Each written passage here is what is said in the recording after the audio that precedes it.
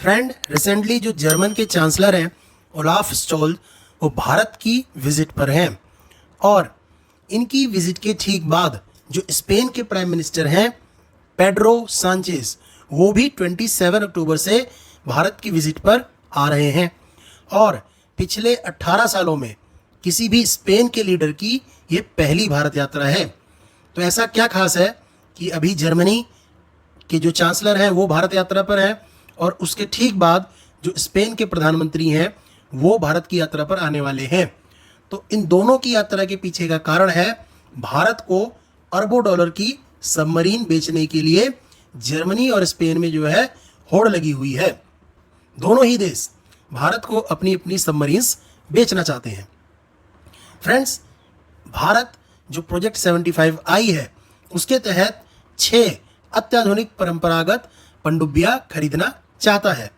इसी प्रोजेक्ट को लेकर के इंडिया अपनी जो सबमरीन्स हैं उनको परचेज करना चाहता है और जर्मनी और स्पेन दोनों ही चाहते हैं कि वे इंडिया को अपनी सबमरीन्स सेल करें। अब ये डिपेंड करता है इंडिया के ऊपर कि दोनों ही कंट्रीज़ में से किस कंट्री के साथ इंडिया डील करता है। इसी कड़ी में पिछले दिनों रूसी पनडुब्बी जो रूसी सबमरीन है ऊफा, जिसे ब्लैक होल भी कहा जाता है, वह भी कोच्चि बंदरगाह पर पहुंची थी। और फ्रेंड्स, एक ग्लोबल डाटा रिपोर्ट की बात करें तो उसके अनुसार भारत अगले 10 सालों में 31.6 बिलियन डॉलर का निवेश अपने नेवी सेक्टर में करने जा रहा है, जिस पर बहुत सी वेस्टर्न कंट्रीज़ की नज़र है। और इसी कड़ी में पिछले ही दिनों भारत ने अपनी चौथी परमाणु मिसाइल पनडुब्बी यानी कि न्यूक्लियर बैलिस्टिक मिसाइल सबमरीन जो है वो भी लॉन्च की थी, जिसकी रेंज 3500 किलोमीटर तक की है। और भारतीय नौसेना अपने ने जो एयरक्राफ्ट कैरियर है उससे ज़्यादा जो उनका फोकस है वो शिफ्ट हो गया है जो परमाणु बैलिस्टिक मिसाइल सबमरीन्स हैं। यानी अब इंडियन नेवी जो है परमाणु बैलिस्टिक मिसाइल सबमरीन्स पे ज़्यादा फोकस कर रही है। इसके पीछे जो रीज़न है वो ये है कि इंडिया को जो इंडियन ओशियन है उसमें चाइना को भविष्य में देखते हुए उसको टैकल करने के लिए इंडिया को, इंडियन नेवी को और स्ट्रॉन्ग करना पड़ेगा।